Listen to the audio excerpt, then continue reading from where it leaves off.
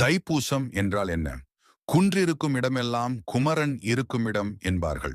அதுபோல முருகன் கோயில்கள் அனைத்திலும் மிக முக்கியமான விழாவாக தைப்பூசம் கொண்டாடப்படும்.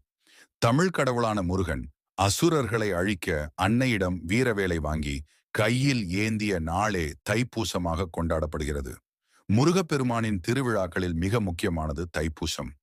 27 நட்சத்திர மண்டலங்களில் 8வது நட்சத்திரம் பூசம்.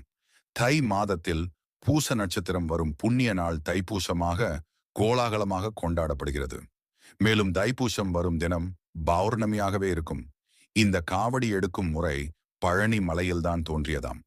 அப்படிப்பட்ட பழனி தலத்தில் மிக முக்கிய விழாவாக கொண்டாடப்படுவது தைப்பூசம்.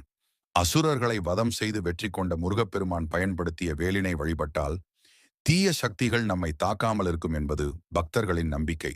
மேலும் தீய சக்திகள் நமக்கு அடிபணிந்து நல்லருளை நல்கும் என்பதும் ஐதீகம். முருகனின் வெற்றி வேல் மற்றும் அன்னை பார்வதி தேவி வழங்கிய வேலுடன் பழனி ஆண்டவர். நீங்களும் சொல்லுங்க, வெற்றிவேல் வீரவேல் என்று.